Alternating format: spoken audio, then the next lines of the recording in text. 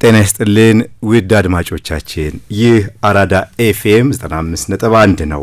እንኳን ወደ ሳምንታዊው ዘላቂ ጤና ፕሮግራማችን በሰላም መጣችሁ። ፕሮግራማችን በቀጥታ አሁን ይጀምራል። የዛሬው ጉዳይ አንገብጋቢ ነው። አንድ ሰሞን መነጋገሪያ፣ የፍራቻ ምንጭ፣ የሁሉም አጀንዳ ይሆንና ደግሞ በመሃል መዘናጋቱ ስለ ጉዳዩ ማንሳቱ ይሳሳል።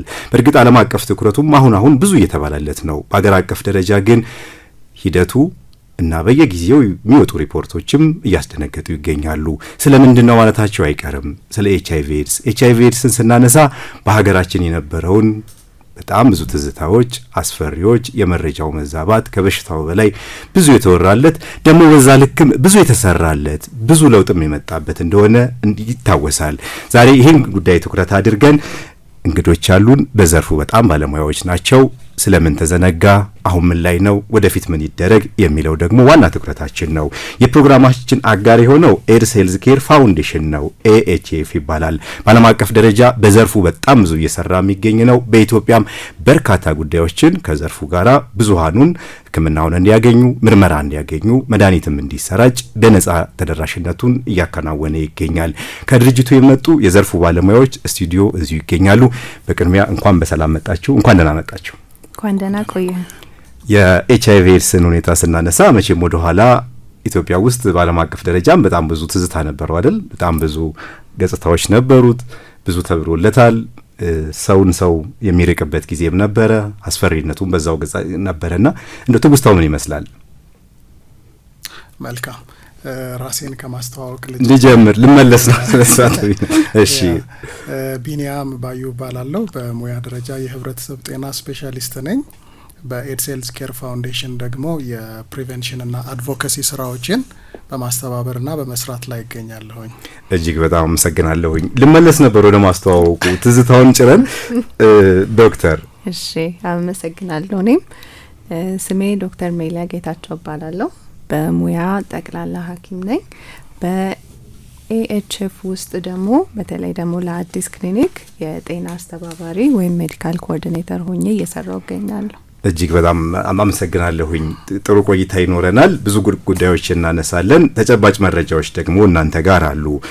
አሁን አቶ ቢኒያም እንደው ኤችአይቪ ኤድስ ምንድነው የሚለውን ጥያቄ የምናስነሳበትና አስገዳጅ ወቅት ላይ የመጣን ይመስለኛል። መዘናጋቶች፣ መረጃዎች የቀድሞውን አክል እናንተ እንኳን በስራ ላይ ስለሆናችሁ በየቀኑ ታነሱታላችሁ። ግን መዘናጋት ሚዲያውን ጨምሮ ድሮ አጀንዳ የሚያደርገው የሚሰራው በሀገር አቀፍ ደረጃም በጣም ብዙ የሚባልለት አሁን እንዴት ነው የሚል ጉዳይ ስለተነሳ እንደው ኤችአይቪ ኤድስ ምንድነው፣ በየትኞቹ መንገዶች ይተላለፋል የሚለውን ሀሳቡን ጨራ አድርጎ ወረርሽኙ ምን ያመጣ የሚለውንም ጉዳይ ማንሳት ያለብን ይመስለኛልና ከሱ መጀመሩ መልካም ነው ብዬ ስላሰብኩ ነው።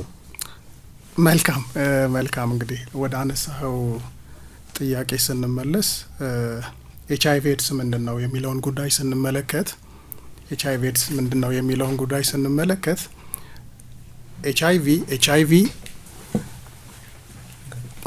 ኤችአይቪ በስፋት በዓለም ላይ ከሚታወቁ በሽታ አምጪ ህዋሳት ዲዚዝ ኮዚንግ ኤጀንትስ ወይም ፓቶጂንስ ተብለው ከሚታወቁ 4 ወይም 5 ቤተሰቦች መካከል አንዱ ቫይረስ ነው።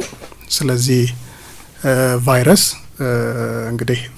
አንዱ ከባክቴሪያ፣ ፓራሳይት፣ ፕሮቶዞዋ እንዲህ ብለን ከምንጠቅሳቸው በሽታ አምጪ ህዋሳት መካከል አንዱ ቫይረስ ነው። ስለዚህ ኤችአይቪ ቫይረስ ነው። ኤችአይቪ ሂዩመን ኢሚዩኖ ዴፊሽንሲ ቫይረስ የሚል ትንታኔ ያለው የሰውነት የበሽታ መከላከል አቅምን በማዳከም የሚታወቅ ስለሆነም የሰውነት የበሽታ መከላከያ አቅማችንን በማዳከም በተለይ እነዚህ የነጭ ደም ሴሎቻችንን በማጥቃትና የበሽታ መከላከል አቅማችንን በማዳከም ለተለያዩ በሽታዎች ተጋላጭ ሆነን እንድንቀርብ የሚያደርግ የቫይረስ አይነት ነው።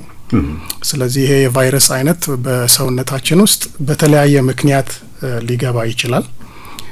አንድ ሰው በቫይረሱ የተያዘ ወይም ደግሞ ቫይረሱ በደም ውስጥ የሚገኝ አንድ ግለሰብ ቫይረሱን ከአንድ ሰው ወደ ሌላ ሰው የሚያስተላልፍበት የራሱ የተለያዩ መንገዶች ይኖሩታል። ይሄ የሚሆንበት መንገድ ቫይረሱ የተያዘ ወይም ደግሞ ቫይረሱ በደም ውስጥ ያለበት ግለሰብ የተወሰኑ የሰውነት ፈሳሾች፣ ይህም ማለት ደም ሊሆን ይችላል፣ ከወንድ ብልት ውስጥ የሚወጣ ፈሳሾች ወይም ሴመን የምንላቸው፣ በሴት ልጅ ብልት አካባቢ ያሉ ፈሳሾች ቫጃይናል ፍሉድስ የምንላቸው እና በመቀመጫዎቻችን አካባቢ ያሉ አንዳንድ ፈሳሾች ቫይረሱ በደሙ ከሌለ ግለሰብ ጋር ንክኪ በሚያደርግ ጊዜ ይሄ ቫይረስ ከአንድ ሰው ወደ ሌላ ሰው ሊተላለፍ ይችላል። ስለዚህ ይሄ ንክኪ በየትኛው አጋጣሚ ሊተላለፍ ይችላል ብለን ደግሞ ስናነሳ መሰረታዊ የሆኑ የመተላለፊያ መንገዶችን እናነሳለን ማለት ነው። ከነዚህ መሰረታዊ የሆኑ የመተላለፊያ መንገዶች ዶሚናንት የሆነው ወይም ደግሞ በስፋት የምናውቀው ጥንቃቄ የጎደለው የግብረ ስጋ ግንኙነት ነው። ጥንቃቄ የጎደለው የግብረ ስጋ ግንኙነት ብለን በስፋት የምናነሳው ከ80 እስከ 90% የኤችአይቪን መተላለፍ መንገድ የያዘው ነው። ስለዚህ ይሄ አንድ ሰው ከሌላ ሰው ጋር የግብረ ስጋ ግንኙነት በሚያደርግ ጊዜ ሁል ጊዜና በአግባቡ ኮንደምን የማይጠቀም ከሆነ ጥንቃቄ የጎደለው የግብረ ስጋ ግንኙነት ፈጽሟል እንላለን። ስለዚህ በዚህ ጊዜ በብልቶች መካከል ያሉ ፈሳሾች ንክኪ ሊኖራቸው ይችላል ማለት ነው። ስለዚህ ኤችአይቪ የመተላለፍ እድል ይኖረዋል። ሌላኛው የመተላለፊያ መንገድ ብለን በስፋት የምናውቀው ቫይረሱ በደሙ የሚገኝበት ግለሰብ ወደ ሌላ ሰው ሊያስተላልፍ የሚችለው ስለታማ የሆኑ መሳሪያዎች በፈሳሽ ከደም ጋር ሊሆን ይችላል፣ ከሌሎች ቀደም ስንጠቅስ ከነበርናቸው ፈሳሾች ጋር ንክኪ ያላቸው ስለታማ መሳሪያዎች ወደ ሌላ ሰውም የምንጠቀም ከሆነ ምላጭ ሊሆን ይችላል፣ መርፌዎች ሊሆኑ ይችላሉ። ስለዚህ ቫይረሱ ያለበትን ግለሰብ ፈሳሽ የነካ ሌላኛውን ሰው ፈሳሽ ንክኪ የሚኖር ከሆነ በስለታማ መሳሪያዎች እንደዚህ ቫይረሱ የመተላለፍ እድል ሊኖረው ይችላል። ሶስተኛው በስፋት ደግሞ እየሰራንበት ያለ መርታም ያመጣንበት እንደ ሀገር ለውጥ ያመጣንበት ከእናት ወደ ልጅ የመተላለፍ ነገር ሊኖር ይችላል ቫይረሱ። ይሄ ከእናት ወደ ልጅ የመተላለፍ እድል እንግዲህ በእርግዝና ወቅት ሊሆን ይችላል፣ በውልጃ በምጥና በውልጃ ጊዜ ሊሆን ይችላል፣ ወይም ደግሞ ከወለደች በኋላ አንዲት እናት ጡት በምታጠባ ወቅት ቫይረሱ የመተላለፍ እድል ሊኖረው ይችላል ማለት ነው። ስለዚህ እንደነዚህ አይነት የመተላለፍ እድሎች ሊኖሩ ይችላሉ። በስፋት አሁን ደግሞ ምናልባት የሌለ እንኳን ላይሆን ይችላል፣ ግን በጣም የቀነሰ የመተላለፍ እድል ከዚህ ቀደም የነበረ ግን አሁን በስፋት የቀነሰ ስራዎች በመሰራታቸው ምክንያት የመተላለፍ እድል በተወሰነ መልኩ ሊኖረው ይችላል ተብሎ የሚታሰበው የደም ልገሳ፣ አንዳንድ የሰውነት ክፍሎች ልገሳ በሚኖር ጊዜ ይሄ ብለድ ትራንስፊውዥን፣ ኦርጋን ትራንስፕላንት በምናደርግ ጊዜ እንደዚሁ የመተላለፍ እድሎች ሊኖሩ ይችላሉ። ምንም እንኳን ዛሬ ሰዎች እየተመረመሩ ደም ስለሚለግሱ የተለያዩ የሰውነት ክፍሎችን ስለሚለግሱ በዚህ የመተላለፍ እድሉ በጣም አናሳ ቢሆንም እድሉ ዝግ እንዳልሆነ ማሳያ ይሆናልና በእነዚህ መንገዶች ኤችአይቪ ከአንድ ግለሰብ ወደ ሌላ ግለሰብ ሊተላለፍ ይችላል የሚለው ማለት ነው። መልካም አቶ ቢኒያም እመለሳለሁ ወደ እርሶ እንዳልል ወጣት ነውና ወደ አንተ ልበል ወደ ፍረት ሻተ ቢኒያም እመለሳለሁኝ። የዶክተር እንደው አሁን ላይ ስለ ወረርሽኙ ቅድምም እንዳነሳ ነው የማውራቱ በእርግጥ በእናንተ ድርጅት ውስጥ በጣም ብዙ እንደሚሰራ አውቃለሁኝ። ወቅታዊነቱን ስለዚህ ጉዳይ ትኩረት መስጠቱን እንደው እንዴት ይገነዘቡታል? መዘናጋቶችም አሉ ተብሎ ስለሚታሰብ እሱ ላይ ሀሳብ ቢያጋሩን። እሺ፣ አመሰግናለሁ።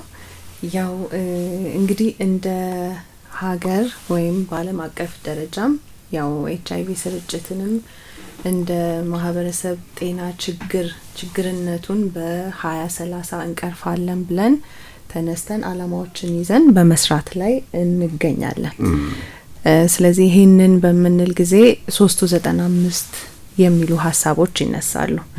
ይህ ምን ለማለት ነው? እንግዲህ 95% ያለው የማህበረሰብ ክፍል ኤችአይቪ ያለባቸው ተለይተው ምርመራ አድርገው ውጤታቸውን እንዲያውቁ፣ የዛ 95% የሆኑት ደግሞ መድኃኒት እንዲጀምሩ፣ 95% መድኃኒት የጀመሩት ደግሞ የቫይረስ መጠናቸው በደም ውስጥ ያለው የቫይረስ መጠን ተሰርቶ በበቂ ደረጃ አስደሳች አመርቂ በሚባል ሁኔታ ተቆጣጥረውታል የሚሉትን ማሳካት ይኖርብናል። እንግዲህ ይሄንን ወደ 2030 እቅዳችን ለመሄድ ስለዚህ በዓለም አቀፍ ደረጃ ብዙ የተሰሩ ስራዎች አሉ። እንደ ሀገርም ደግሞ ብዙ ወደዚህ ውጤት ለመድረስ የሰራናቸው ስራዎች አሉ እና አስደሳች ውጤቶችን አሳይተናል። ዶክተር ወጣት ዶክተር ናቸው አንቱ ያልኩት ከቢኒያም ላይ ይቺ አይደለምና እንቀጥላለን ውይይታችንን። ይሄ 95 የሚባለው ግብ በተለይም ከናንተ ጋራ ተያይዞ በጣም በዚህ በዓለም አቀፍ ደረጃም ያለ ግዙፍ ድርጅት ስለሆነ ተጨማሪ ሐሳቦችን እና ለመፈጸም ያለውን ሂደትም ትንሽ ሐሳብ ብናክልበት አቶ ቢኒያም። መልካም እንግዲህ ይሄ የ395 ሐሳብ ዩኤንኤድስ የሚባለው ድርጅት በዓለም አቀፍ ደረጃ የኤችአይቪ ኤድስ ዘርፈ ብዙ ምላሾችን የሚያስተባብር ድርጅት በዓለም አቀፍ ደረጃ የዓለም ሀገራት የተወሰነ ኮሚትመንት እንዲወስዱ ለዛም ያስቀመጠው ጎል ነው ወይም ታርጌት ነው። ለ2030 የተቀመጠ ታርጌት ነው። ስለዚህ ሁሉም ሀገራት ከ2014 ጀምሮ 390ዎች እንል ነበር። በ2016 ጀምሮ ደግሞ ወደ 395 መተናል። ስለዚህ ሁሉም ሀገራት በ2030 395ን ማሳካት ሲችሉ ኤችአይቪን በቁጥጥራቸው ስር አድርገዋል ወይም ኤችአይቪን ኤፒደሚክ ኮንትሮል ሌቭል አቺቭ አድርገዋል ወይም ኤችአይቪ ስርጭትን መቆጣጠር ችለዋል ብለን የምናውጅበት ጊዜ ላይ ይደርሳሉ ማለት ነው። ይሄ ታርጌት ወይም ጎል ምንድነው ብለን ስናስብ ቀደም ዶክተር ሜሊያ ስታነሳቸው የነበሩ መዘርዝሮች ናቸው። እንግዲህ በዓለም አቀፍ ደረጃ የኤችአይቪ የስርጭት ሁኔታን ከማየት ተነስተህ ወደዚህ ታርጌቶች ስትመጣ የኤችአይቪ አጠቃላይ የስርጭት ምጣኔ በዓለም አቀፍ ደረጃ መታየት ከጀመረበት ከ1980ዎቹ 81 ጀምሮ ያለውን ታሪክ ወደ ኋላ መለስ ብለህ ስታይ በብዙ ሚሊየን የሚቆጠር ህዝብ በዓለም ላይ በኤችአይቪ ቫይረስ የተያዘበት በጣም በሚሊየን የሚቆጠር ሰው በዓለም ላይ በኤድስ ምክንያት የሞተበት በጣም ብዙ ህዝብ በየአመቱ አዳዲስ በኤችአይቪ የመያዝ እድል የነበረባቸው ጊዜያቶች እንደነበሩ እናስታውሳለን። ስለዚህ 395ን በ2030 የሚያሳኩ ከሆነ 86% በደማቸው ውስጥ ቫይረሱ ያለባቸው ግለሰቦች የማይታይ የቫይረስ መጠን ልኬት ውስጥ ይደርሳሉ። ስለዚህ ሀገራት ያንን ሲያሳኩ ኤችአይቪን በቁጥጥር ውስጥ አውለዋል ተብሎ ይታሰባል። ነገር ግን ይህንን አፈጻጸም አሁናዊ መረጃዎች ስትመለከት ከኢትዮጵያ አኳያ ደግሞ በዓለም አቀፍ ደረጃ እንኳን ያለውን መረጃ ስትመለከት ገና ብዙ ስራዎች እንደሚጠበቅብን እናያለን። ለምሳሌ 95%ን በዓለም አቀፍ ደረጃ የመጀመሪያው 95% መድረስ አለብን ብለን በ2030 ታርጌት ወይም ጎል ተቀምጧል። በዓለም አቀፍ ደረጃ የደረስንበት ደረጃ ግን 86% ነው። ሁለተኛውንም 95 አፈጻጸም የዓለም አቀፉን ስንመለከት 95% በደማቸው ቫይረሱ እንዳለባቸው ያረጋገጡ ወገኖች ሕክምና መጀመር አለባቸው እያልን 89% ነው በዓለም አቀፍ ደረጃ እንዲሁ ሕክምና ጀምረው የምናገኛቸው። 95% ሕክምና ከጀመሩት መካከል ደግሞ በደማቸው ውስጥ ያለው የቫይረስ መጠን ቀንሶ አመርቂ በሚባል ደረጃ መቀነስ አለበት ብለን እየሰራን በዓለም አቀፍ ደረጃ አሁን ያለንበት መረጃ የሚነግረን 93% ላይ እንደሆነ ነው። ስለዚህ 86፣ 89 እና 93% በዓለም አቀፍ ደረጃ። ይህንን ግን ወደ ሀገራዊ መረጃዎች ወደ ኢትዮጵያ ወደ ሀገራዊ መረጃዎች ስናመጣ በጣም ይበል የሚያስብል ጥሩ ውጤቶች እንዳስመዘግብን እንረዳለን። ከብዙ ሀገራት ከብዙ የአፍሪካ ሀገራት የተሻለ ምርታ አስመዝግበናል። ግን ደግሞ መስራት የሚጠበቅብን ነገሮች እንዳሉ እናያለን። ምናልባት በቀጥታ ሀገራዊ የስርጭት ሁኔታዎችን በዛ ልክ መዳሰስ የሚያስፈልግ ከሆነ የ395 አፈጻጸማችንን በአሁናዊ መረጃ በ2025 የህብረተሰብ ጤና ኢንስቲትዩት ያወጣቸውን መረጃዎች ስንመለከት 95% የመጀመሪያው 95 ጎልን በተመለከተ 94% አቺቭ አድርገናል ወይም ደግሞ ማሳካት ችለናል። ምን ማለት ነው? በደማቸው ቫይረሱ ካለባቸው ከሚገኝባቸው ወገኖች መካከል 94% ራሳቸውን እንዲያውቁ ማስቻል ችለናል። ይህ እንደ ሀገር ትልቅ ምርታ ነው። ሁለተኛውን 95 በሚመለከት ደግሞ እንደዚሁ ወደ 94% ደርሰናል። ሶስተኛው 95 ደግሞ 97% አቺቭ አድርገናል ወይም አሳክተናል። ስለዚህ ሶስተኛው 95 ውጤት በተመለከተ ከሚጠበቅብን ጎል በላይ ማሳካት ችለናል። ነገር ግን አንደኛውና ሁለተኛው 95ቶች ላይ ከጎል ከተቀመጠልን ጎል አንጻር ዛሬም በተወሰነ መልኩ የሚቀሩን ስራዎች እንዳሉ እናያለን። ይሄ ምን ማለት ነው? ተመርምረው ራሳቸውን ያላወቁ ሰዎች ዛሬም አሉ።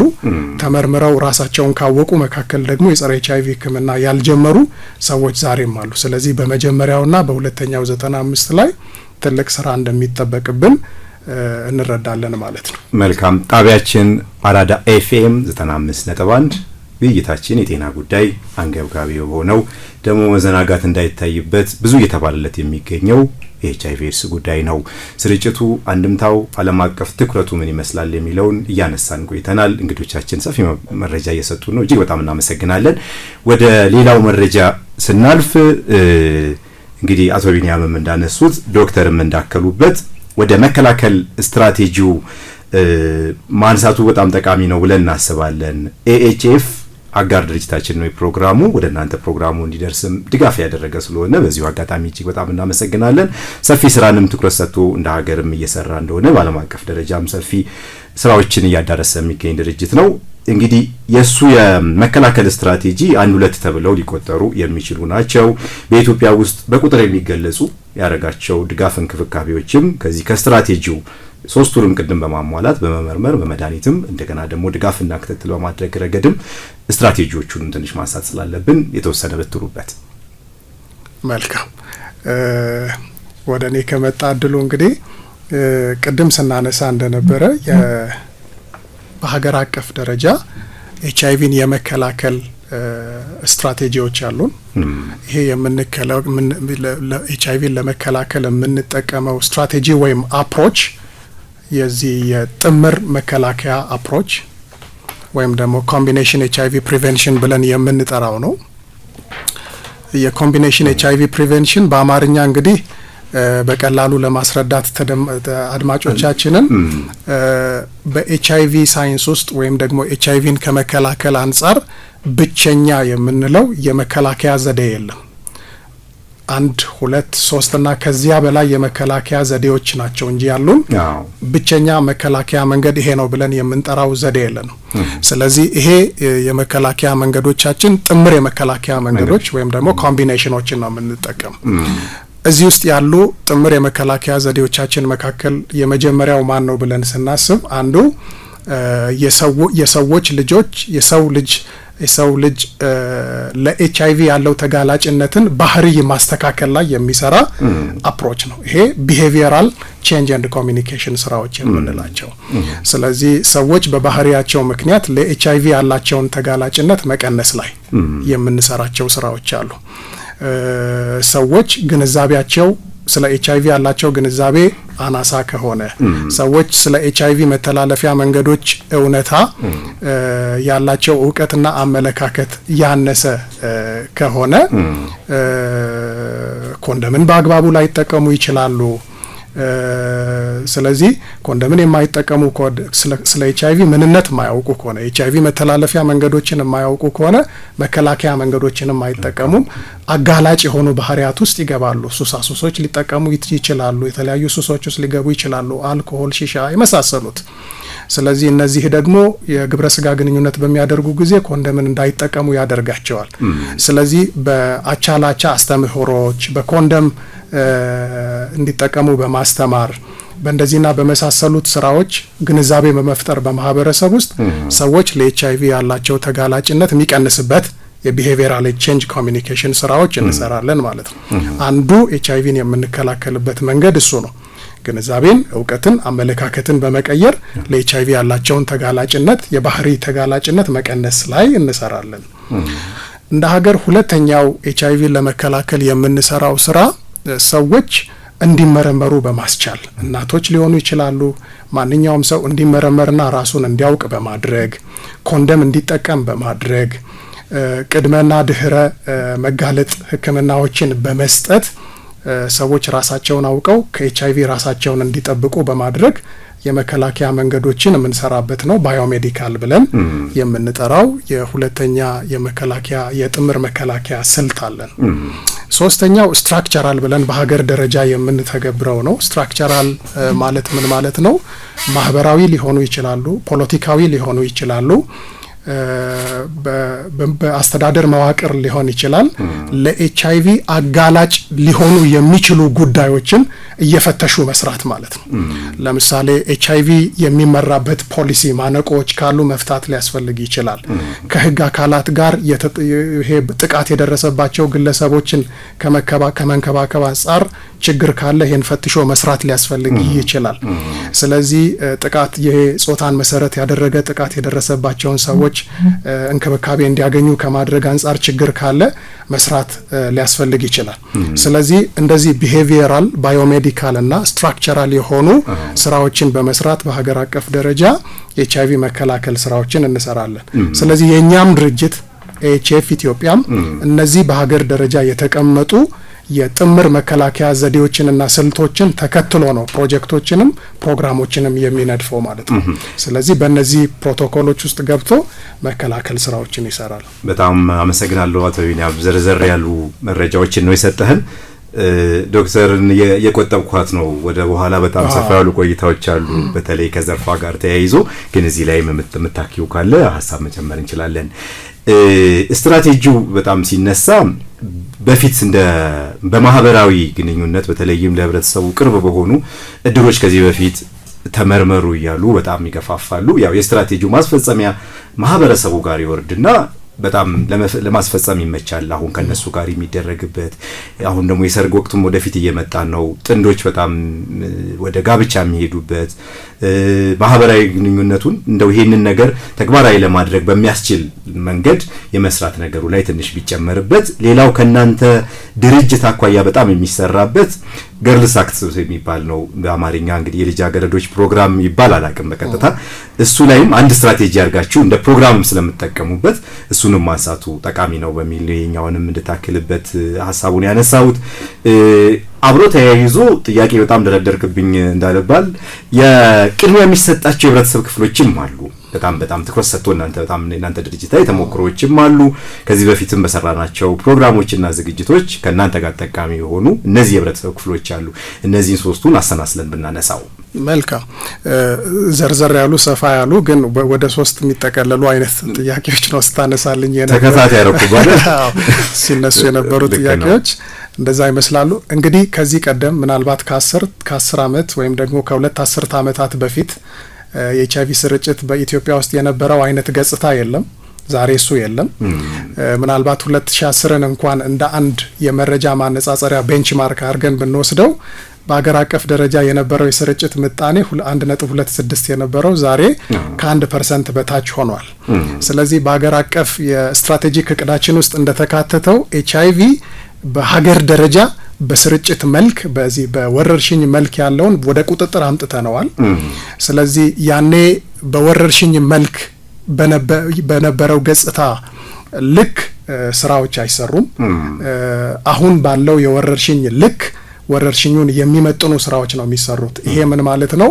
ታርጌትድ የሆነ ወረርሽኙ በስፋት የሚያጠቃቸውን የማህበረሰብ ክፍሎች ወረርሽኙ የኤችአይቪ ስርጭት በስፋት ያለባቸውን አካባቢዎች ማዕከል ያደረገ ስትራቴጂ ነው የምንከተለው። እሱ ታርጌትድ ኤችአይቪ ፕሪቨንሽን ይባላል። ታርጌት ማድረግ ማለት የሆነ ህዝብን የሆነ የማህበረሰብ ክፍልን ማዕከል ያደረገ ወይም ትኩረት ያደረገ ኤችአይቪ መከላከል ስትራቴጂ ነው የምንከተል። እንግዲህ ቅድም ስታነሳ እንደነበረው በሀገር አቀፍ ደረጃ ከዚህ ቀደም ሲሰራ የነበረው ብዙ በሚዲያ የሚነገርለት አይነት ስራ፣ ድንኳን በየቦታው እየተደኮነ ሰዎች የሚመረመሩበት የቡና ጠጡ ፕሮግራሞች እየተደረጉ አዌርነስ ክሪኤሽን ስራዎች፣ የግንዛቤ ማስጨበጫ የሚለፈፉ ስራዎች በመኪና በተለያዩ አይነት ነገር እየተደረገ የሚደረገው አይነት ስራ የሌለበት ምክንያት በሀገር አቀፍ ደረጃ ያለውን የኤችአይቪ ስርጭት ስንመለከት የሀገር አቀፋዊው የስርጭት ምጣኔ በቁጥጥር ስር እየሆነ ያለበት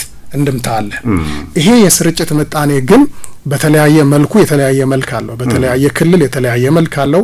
በተለያየ የማህበረሰብ ክፍል የተለያየ መልክ አለው። ትኩረትን ይሻላል። ስለዚህ እነዛ ማዕከሎች ላይ ትኩረት ያደረገ ስትራቴጂ ነው የምንከተለው። ቅድም ስታነሳ በገደም ዳሜም ስታነሳ የነበረው ለኤችአይቪ ተጋላጭ የምንላቸው የማህበረሰብ ክፍሎች ኢትዮጵያ ውስጥ እነማን ናቸው የሚለውን በደንብ ማወቅ ያስፈልጋል። ምክንያቱም የኤችአይቪ መከላከል ስትራቴጂው እነዚህን ማህበረሰብ በአይነ ቁራኛ የሚያይና ታርጌት ያደረገ ስለሆነ እነዚህ በሀገር አቀፍ ደረጃ ቁልፍ ተጋላጭና ትኩረት የሚሹ የማህበረሰብ ክፍል ብሎ ያስቀመጣቸው የማህበረሰብ ክፍሎች አሉ። ሴት የወሲብ ተዳዳሪዎች የምንላቸው ይሄ በእንግሊዝኛው ፊሜል ሴክስ ወርከርስ ብለን የምንጠራቸው፣ የተለያዩ እጾችን ደግሞ በመርፌ የሚቀበሉ ይሄ ፒፕል ዊዝ ኢንጀክተብል ድራግ ዩዘርስ የምንላቸው፣ የህግ ታራሚዎች፣ እነዚህ ቁልፍ የማህበረሰብ ክፍሎች የምንላቸው ነው። ቁልፍ የተባሉበት ምክንያት ከሌላው የማህበረሰብ አንጻር ሲነጻጸር የኤችአይቪ ስርጭት ምጣኔ በእነዚህ የማህበረሰብ ክፍል ከፍተኛ ነው። ስለዚህ እነዚህ የማህበረሰብ ክፍሎች በጥንቃቄ ትኩረት ሰጥተን የማንሰራባቸው ከሆነ ወደዚህ ወደ ሌላው ማህበረሰብ ክፍል የማስተላለፍ እድላቸው ከፍተኛ ነው። ለምን? በባህሪያቸው ምክንያት፣ ባሉበት ሁኔታ ምክንያት፣ በእንቅስቃሴያቸው ምክንያት ለኤችአይቪ የተጋለጡና የኤችአይቪ ስርጭት ምጣኔያቸው ከፍተኛ ስለሆነ በሀገር አቀፍ ደረጃ እነዚህ ማህበረሰብ ክፍሎች ላይ ስርጭቱ ከፍ ያለ ነው። ስለዚህ በጣም ትኩረታችንን እነዚህ ላይ አድርገን እንሰራለን ማለት ነው እንደ ሀገር። ይበልጥ ተጋላጭ የማህበረሰብ ክፍል ደግሞ የምንላቸው ወደ 8 በሀገር አቀፍ ደረጃ ዘርዝረን የምናያቸው የማህበረሰብ ክፍሎች አሉ።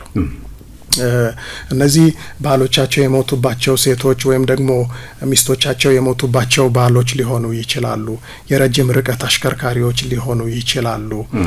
ቫይረሱ በደማቸው የሚገኝባቸው አጋሮች ሊሆኑ ይችላሉ፣ ወንድም ሴትም። እንደዚህ ያልን የምንዘረዝራቸው ይበልጥ ተጋላጭ ወጣት ወንዶችና ሴቶች ቅድም ስታነሳ የነበርካቸው ከ10 እስከ 24 የእድሜ ክልል ያሉ ወጣቶች፣ እነዚህ የምንዘረዝራቸው የህብረተሰብ ክፍሎች ይበልጥ ተጋላጭ የምንላቸው ነው። ይበልጥ ተጋላጭ ያልንበት ምክንያት በእድሜያቸው ሊሆን ይችላል፣ ባሉበት ሁኔታ ሊሆን ይችላል። ከሌላው የማህበረሰብ ክፍል እነዚህም እንደ ቁልፍ የማህበረሰብ ክፍሎች ከፍ ያለ ኤችአይቪ ስርጭት የምታስተውልባቸው ናቸው። ምናልባት ጊዜ ካገኘን በመረጃ ማስደገፍ እንችላለን እነዚህን። ከዚያም ባለፈ ደግሞ በሶስተኛ ደረጃ ይበልጥ ትኩረት የሚሹ የምንላቸው የማህበረሰብ ክፍሎች አሉ። የአካል ጉዳተኞችና ይሄ መንደር ላይ ያሉ ወይም ደግሞ ከስትሪት ላይ ያሉ ህጻናት። ስለዚህ እነዚህ ማህበረሰብ ክፍሎች ላይ ማዕከል ያደረገ ትኩረት ያደረገ ስራ በሀገር አቀፍ ደረጃም እንደ ድርጅትም እንሰራለን። አቶ ቢኒያም የ1 ደቂቃ የዜና ስብስብ ሰዓታችን ደረሰ 5 ሰዓት ላይና ሶሪ በጣም እንመለሳለን።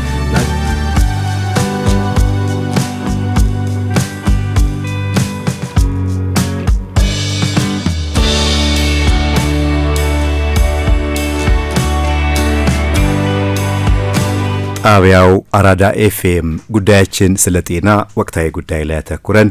የፕሮግራማችን አጋር ኤችኤፍ ኢትዮጵያ በኤድስ ዙሪያ በርካታ ስራዎችን እያከናወነ የሚገኝ ድርጅት ነው። ይህ ፕሮግራም ወደ እናንተ እንዲደርስ ኃላፊነቱን ወስዶ በጋራ እንድናዘጋጅ ስላደረገን እጅግ በጣም እናመሰግናለን። አቶ ቢኒያምን የደቂቃ ስብስብ ደርሶ ነው ያቋረጥነው። ተጋላጭነት ላይ በጣም ጥሩ መረጃዎችን እያነሳን ስትራቴጂው እነሱን ተከትሎ የሚተገበር ስለሆነ እሱን እያነሳን ነበረ። ከመድኃኒት አኳያ ያለውን ደግሞ እንመለስበታለን። ከአቁምንበት እንቀጥል። አቶ ቢኒያም መልካም። ስለዚህ ቅድም በዝርዝር ሳነሳቸው ከነበሩ ተጋላጭ የማህበረሰብ ክፍሎች ይነሳል። የኤችኤፍም የፕሮግራም ድጋፎች ከነዚህ ሀገራዊ ስትራቴጂዎች ይነሳል ማለት ነው። ስለዚህ በሀገር አቀፍ ደረጃ ቅድም ስጠቅሳቸው እንደነበረ ይበልጥ ተጋላጭ ፕራዮሪቲ ፖፑሌሽን ብለን በሀገር አቀፍ ደረጃ ከዘረዘርናቸው መካከል ሃይ ሪስክ አዶለሰንት ገርልስ ኤንድ ያንግ ዊሜን ወይም ደግሞ ይበልጥ ተጋላጭ ወይም ደግሞ ሪስክ ውስጥ ያሉ ወጣት ልጃገረዶችና ሴቶች እንዲሁም ወንዶች ይገኙበታል ከ10 እስከ 24 የእድሜ ክልል። ስለዚህ እነዚህን ወጣቶቻችንን ማዕከል ያደረጉ 2 የኤችአይቪ መከላከል ፕሮግራሞች አሉ። እነዚህን ወጣቶች ብቻ ማዕከል ያደረገ ማለት ነው። ይሄም የገርልስ አክት ቅድም ስጠቅሰው እንደነበረ ገርልስ አክት እንግዲህ ወደ አማርኛ የልጃገረዶች ፕሮግራም የወጣት ሴቶች የልጃገረዶች ፕሮግራም ሊሆን ይችላል። ምናልባት ቀጥታ ትርጓሜ ላይሆን ይችላል።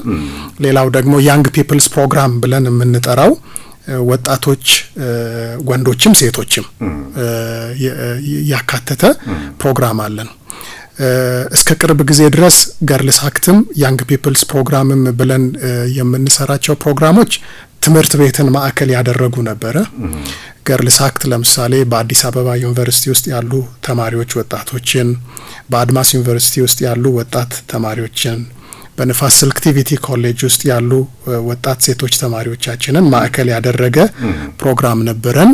ያንግ ፒፕልስ ፕሮግራም የምንለው ደግሞ ቅድም ወጣት ወንዶችንም ሴቶችንም ያቀፈው ፕሮግራም ያልነው በሃይ ስኩል ትምህርት ቤቶቻችን በተስፋ ብርሃን ሃይ ስኩል፣ በአዲስ ከተማ ሃይ ስኩል ውስጥ ያሉ ወጣት ተማሪዎችን ወንዶችንም ሴቶችንም ያቀፈ ፕሮግራም የምንሰጥበት ድጋፍ የምናደርግበት ፕሮግራም ነው።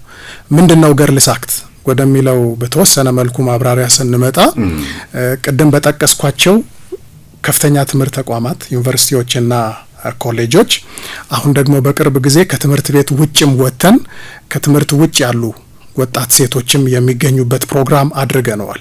ስለዚህ አውት ኦፍ ስኩል ወይም ደግሞ ከትምህርት ቤት ውጭም ወጥተን በተመረጡ ቦታዎች ላይ ፕሮግራሙን ሰፋ ለማድረግ ሞክረናል።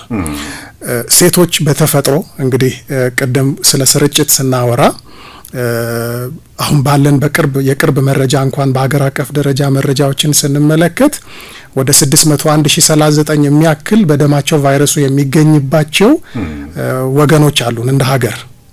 ከነዚህ ውስጥ 36% ወንዶች 64% ደግሞ ሴቶች ናቸው።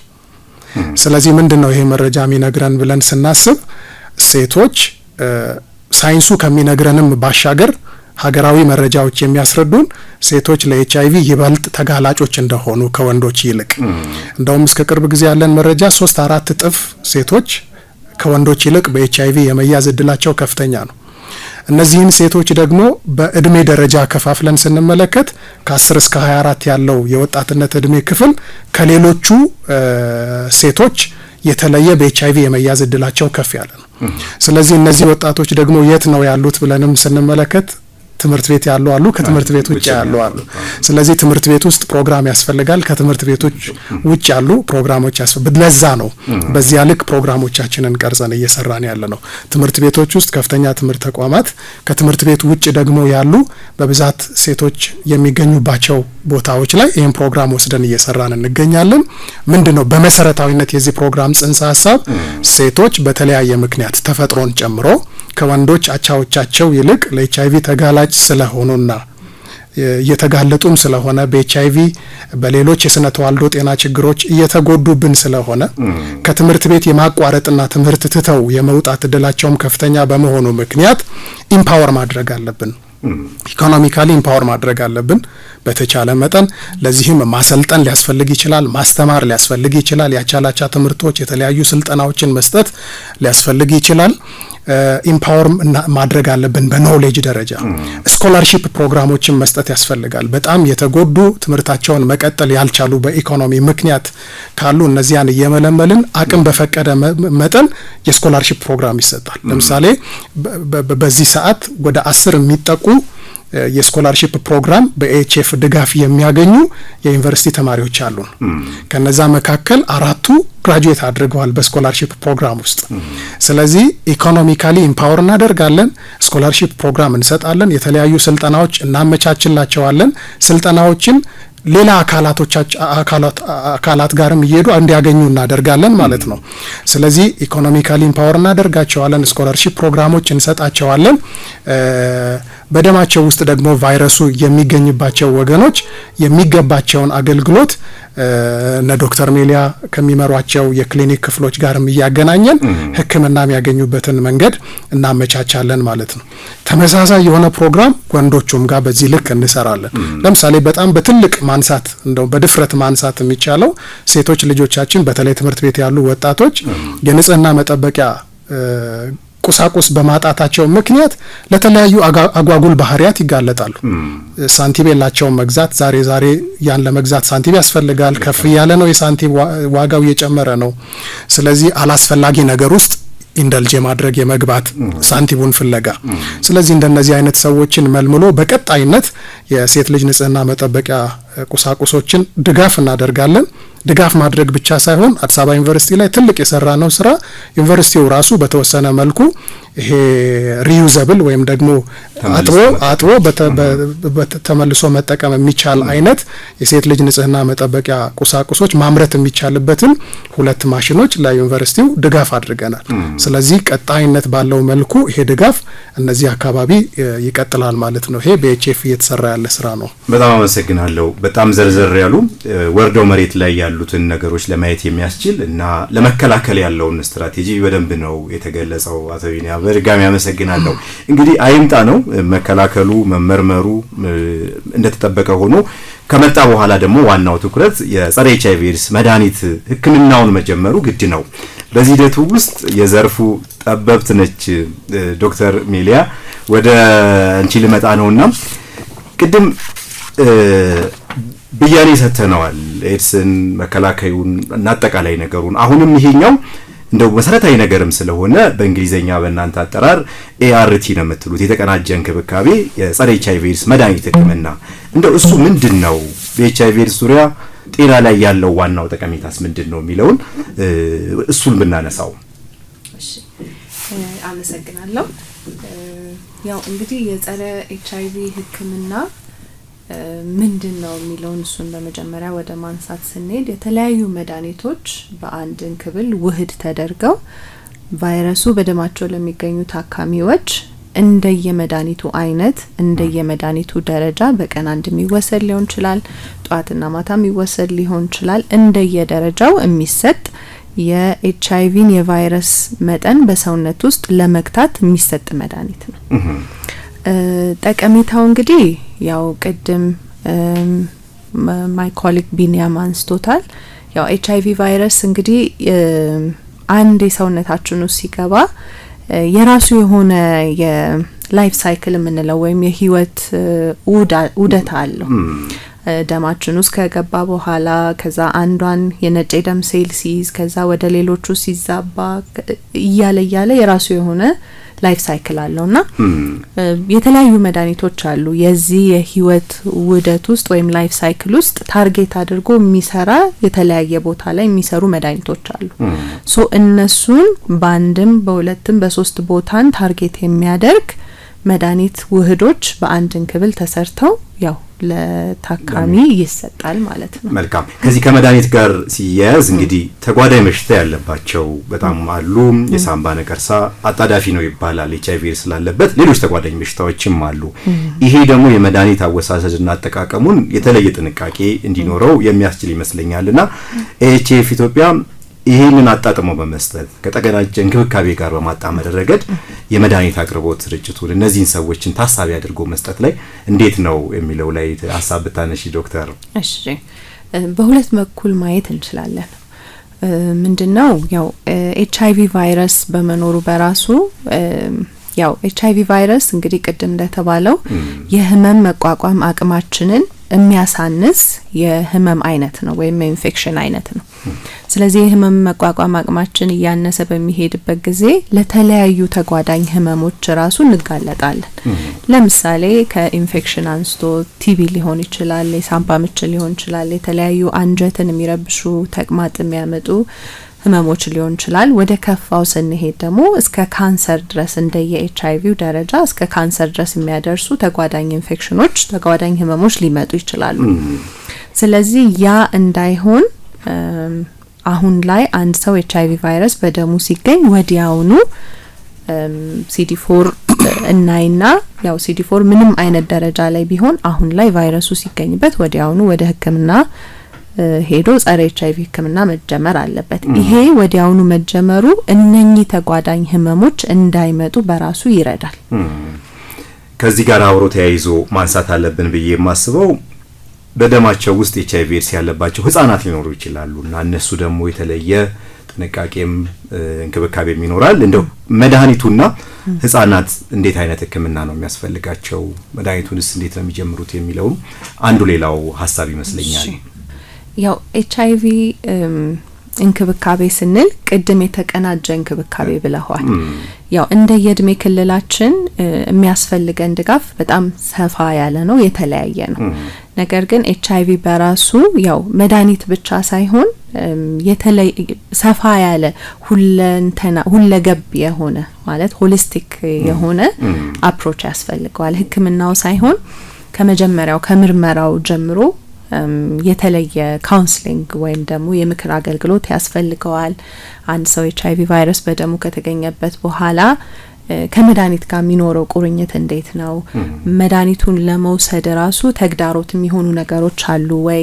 እነሱን ነገሮች እንዴት ነው መቅረፍ የምንችለው የሚል ዘለቄታዊ ምክክርና ከባለሙያው ጋር ከታካሚው ጋር ፕላን ወይም እቅድ ማውጣት ያስፈልጋል። ምክንያቱም የተወሰነ ጊዜ ተወስዶ የሚቆም ነገር ስላልሆነ ታካሚውም ኢንቮልቭድ ሆኖ እነኚህን እቅዶች ላይ ማውጣት መስራት መቻል አለበት። ከዛ በኋላ ደግሞ ሕክምናው ላይ መቆየት በጊዜዎች ቀጠሮችን እያከበሩ ወደ ሕክምና መምጣት ምንም አይነት ምልክቶች ተጓዳኝ ህመሞች ሲመጡ ቶሎ ወደ ጤና ተቋም ወደሚከታተሉበት ቦታ ሄዶ ከባለሙያ ጋር ምክክር ማድረግ ያስፈልጋል። ወደ ህጻናቶች ስንመጣ ያው እነሱ ላይ ደግሞ ትንሽ ለየት ያለ እንክብካቤ ያስፈልጋል። ምክንያቱም ህጻናቶችን በሁለት መክፈል እንችላለን። ውጤታቸውን ያወቁ ወይም ደግሞ በህክምናው ዲስክሎዝድ የሆኑ ያ ማለት HIV ቫይረስ በደማቸው እንደሚገኝ የተነገራቸው ልጆች ሊሆኑ ይችላሉ። ውጤታቸው ያልተነገራቸው ልጆች ደግሞ ሊሆኑ ይችላሉ። ውጤታቸው ያልተነገሩ ልጆች ላይ እንግዲህ ትንሽ ይከብዳል። ለምን መድኃኒቱን ለምን እንደሚወስዱ አያውቁትም። ወላጅ ወይም አሳዳጊ ወይም ተንከባካቢ ሰዓቱን ጠብቆ እንግዲህ እድሜው እስኪፈቅድ ድረስ የተለያዩ ምክንያቶች እየተሰጡ መድኃኒቱ ሰዓቱን ጠብቆ በየቀኑ ባለሙያው ባዘዘው መልኩ መወሰድ መቻል አለበት። ይሄ የራሱ የሆነ ቻሌንጅ አለው። ልክ ነው። ነገር ግን ያው እንደ አገር አድቮኬት የምናደርገው የዓለም ጤና ድርጅትም ጋይድ የሚያደርገን ያው ልጆች እድሜያቸው ሲደርስ በተገቢው ሰዓት ከ6 አመት ጀምሮ ለእድሜያቸው ተገቢ በሆነ ቋንቋ የሚወስዱት መድኃኒት ለምን እንደሆነ የመንገር ንግግሮች ተጀምረው ፋይናሊ 12 አመት እስኪሞላቸው ድረስ ሁሉም ነገር አውቀው ክትትላቸውን መቀጠል ይኖርባቸዋል። ሶ ልጆች ላይ የለየት ያለ የሚገጥመን ቻሌንጅ ይሄ ነው። አብሮ የሚነሳው በተለይም ይሄን ፕሮግራም እያዳመጡ ያሉ አድማጮች መቼና እንዴት ልጀምር በአንድም በሌላም ጉዳዩ ከመጣ በኋላ እንዲህ አይነት ጥያቄዎች መነሳታቸው አይቀርምና መቼ ነው የሚጀመረው? ከተጀመረ በኋላስ ሂደቱ ምን ይመስላል የሚለው ቫይራል ሎድ የሚባለው ቅድምም ዶክተር ስታነሺ እንደነበረው እሱን ተያይዞ አጠቃላይ ዘመናዊ ጽንሰ ሐሳቡን ማራመድ ላይስ እንዴት ነው የሚል ሐሳብ ለመጫር ነው። እሺ ያው እንግዲህ ቅድም ትንሽ ጠቀስ አድርጌ ለማለፍ እንደሞከርኩት አሁን ላይ አንድ ሰው ተመርምሮ HIV ቫይረስ በደሙ እንደተገኘ ሲታወቅ መድኃኒት ከመጀመሩ በፊት ድጋሚ ማረጋገጫ ምርመራ ይደረጋል። ይሄ ማለት የሕክምና ቦታ ላይ ሊንክ ከተደረገ በኋላ ወይም ደግሞ ዘለቄታዊ ክትትል የሚያደርግበት ቦታ ላይ ተያያዥነት ከተፈጠረ በኋላ ማለት ነው። ከዛ ድጋሚ አለ የለም የሚለው በእርግጠኝነት ከተረጋገጠ በኋላ ያ ታካሚ ያው በፈቃደኝነት ላይ የተመሰረተ ቢሆንም ግን ካውንስል ከተደረገ በኋላ ወዲያውኑ ሕክምና እንዲጀምር ጸረ HIV መድኃኒት እንዲጀምር ይደረጋል። እንዳልኩ ሆሊስቲክ አፕሮች ነው። ስለዚህ HIV ጸረ HIV መድኃኒቱን መጀመሩ ብቻ ሳይሆን ሌሎች ተጓዳኝ ህመሞች አሉ የለም የሚለውን ስክሪን እናደርጋለን ወይም ልየታ ይሰጣል። ለምሳሌ ቲቢ አለ የለም የሚለውን ነገር እናያለን። ከሌለ ደግሞ የሱንም መከላከያ መድኃኒት መጀመር ያስፈልጋል። የተለያዩ ለምሳሌ የአባላዘር በሽታ አለ የለም የሚለው ነገር ልየታ ይሰራል። እሱም ካለ ህክምናው እንዳግባብነቱ ይሰጣል። ከቲቢ ከአባላዘር በሽታ ሌሎች ተጓዳኝ ህመሞች ካሉ ደግሞ እነሱም ወዲያው እንዳስፈላጊነታቸው እንዳግባብነታቸው ህክምናና መድኃኒት ይሰጣል ማለት ነው። ዶክተር በጣም አመሰግናለሁ። ተንተን ያሉ መረጃዎችን ነው እየሰጠሽን ያለሽው። እንግዲህ ከመድኃኒት ጋር አብሮ ሲነሳ ቀደምም ከተጓዳኝ በሽታዎች ጋር አብረን አንስተናል። የራሱ የሆነ ደግሞ በዚህ በእንግሊዘኛው ሳይድ ኢፌክት የሚባለው የጎንዮሽ ተጻራሪ ነገሮች ይኖራሉ ማንኛውም ህክምና ውስጥ። HIV ኤድስ እንደው ለየት የሚያደርገው ነገር አለ ወይ? አንዳንዴ በተለያዩ የዜና የፕሮግራም ነገር ስናነሳ ወይም ደግሞ ሰዎች ስንጠይቅ የሚነሱ ጉዳዮች አሉ። እንዲሆንኩኝ የሚላልና የሱ መነሻው እና ይሄኛውን ደግሞ የመከላከል ነገር ውስጥ እንዴት ነው አብሮ ያለው ነገር አብረሽ እሱ ላይ ማብራሪያ ብትሰጪን። እሺ ያው እንግዲህ ክትትሉ ረዘም ጊዜ ላለ ነው። እንግዲህ አሁን ላይ ብዙ አይነት መድኃኒቶች በየጊዜው ይወጣሉ። አሁን ላይ ያለንበት እንግዲህ ሳይንስ የደረሰበት ደረጃ እስካሁን ድረስ እንግዲህ እድሜ ልክ የሚወሰድ መድኃኒት ነው። ስለዚህ ያው ረዘም ያለ ጊዜ መድኃኒት ሲወሰድ እያንዳንዱ መድኃኒት የራሱ የሆነ ሳይድ ኢፌክት ይኖረዋል። ስለዚህ አሁን ላይ ያሉ መድኃኒቶች እንደየመድኃኒቱ ይለያያል። እንዲህ ብሎ በአንድ መመደብ አይቻልም። ነገር ግን በዚሁ ምክር ማስተላልፈው ታካሚዎች ለየት ያለ ነገር ሲያስተውሉ ወዲያውኑ ሕክምና ወደሚያገኙበት ተቋም አገልግሎት ወደሚሰጣቸው ሄዶ ከባለሙያቸው ጋር መመካከር ያስፈልጋል። ተጓዳኝ ህመም ሳይድ ኢፌክቶቹ ደግሞ ከመድኃኒት ላይሆን ይችላል። አንዳንዴ ተጓዳኝ የምንላቸውም ነገሮች የተለያዩ የሚያንጸባርቁት መገለጫዎች ሊኖር ይችላል።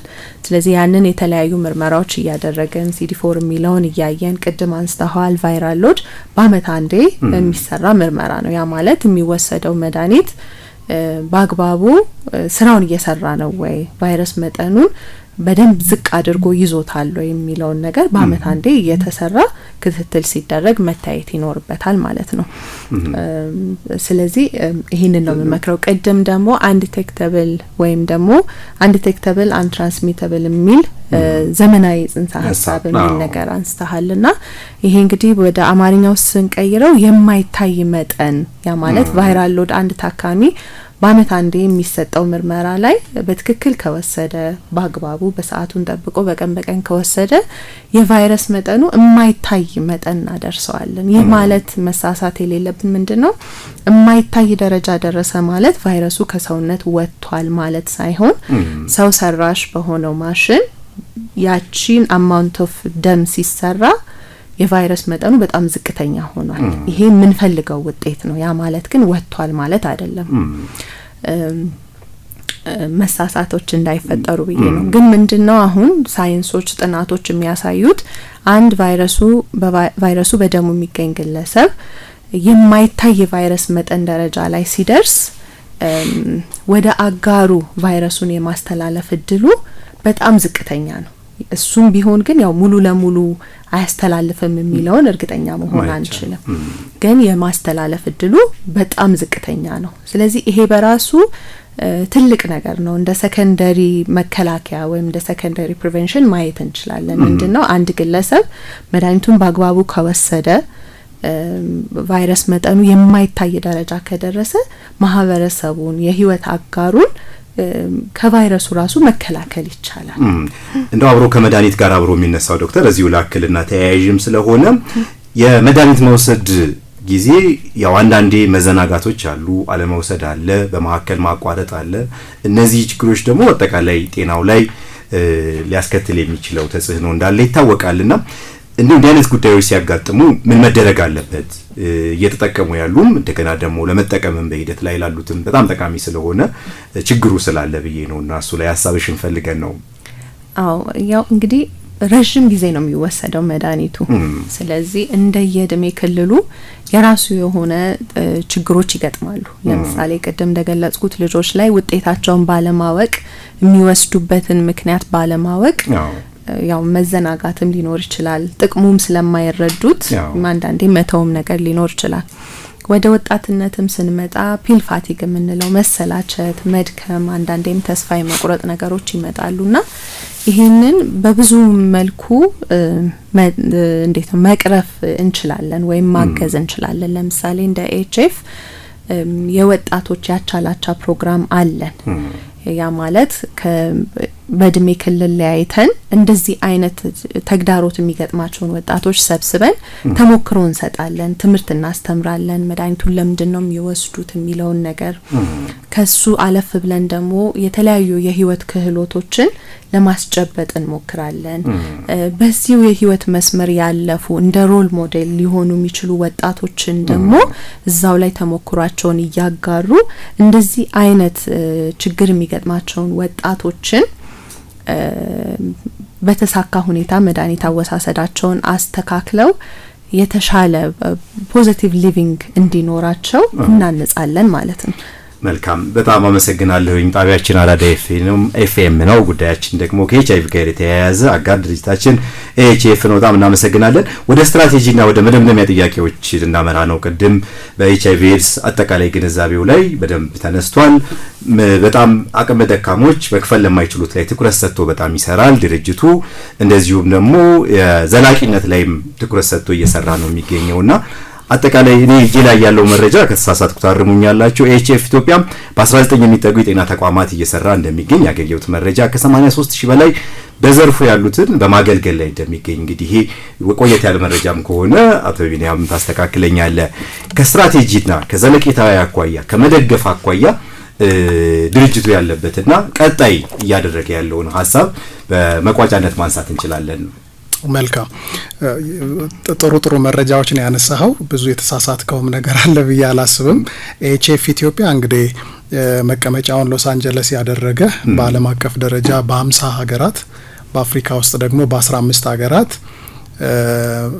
የራሱ የሆነ ሚሽን ይሄ ከቲንግ ኤጅ ሜዲሲን ሪጋርድለስ ኦፍ ኤቢሊቲ ቱ ፔይ የመክፈል አቅም ቢኖራቸውም ባይኖራቸውም ሰዎች ስታንዳርዱን ወይም ደግሞ ኳሊቲውን የጠበቀ የሕክምና አገልግሎትና የዚህ አድቮካሲ የርብርብ ስራዎች ሊያገኙ ይገባል የሚል ሚሽን ያነገበ በዓለም አቀፍ ደረጃ ከ2.7 ሚሊዮን ሰዎች በላይ የጸረ ኤችአይቪ ሕክምና አገልግሎታቸውን በአግባቡ እንዲያገኝ የሚያስችል የሚያግዝ ድርጅት ነው። ኤችኤፍ ኢትዮጵያ ደግሞ ከ15ቱ የአፍሪካ ሀገራት አንድ የአፍሪካ ሀገር ሆኖ እናገኘዋለን። ስለዚህ በ19 ጤና ተቋማት ውስጥ አሁን ደግሞ በተወሰነ መልኩ በማስፋፋት ላይ እንገኛለን። በትግራይ ክልል ወደ 4 ሆስፒታሎች ጨምረናል። ኦሮሚያ ክልል ላይ እንዲሁ የጨመርናቸው 4 ጤና ተቋማት አሉ። እነዚህን ስንጨምር ወደ 28 ጤና ተቋማት በ4 ወይም በ5 ክልሎች ላይ ድጋፍ እያደረገ የሚገኝ ጤና የግብረሰናይ ድርጅት ነው። ዓለም አቀፍ ግብረሰናይ ድርጅት ነው። የሚሰራቸው የፕሮግራም ኤሪያዎች በጣም ብዙ ናቸው።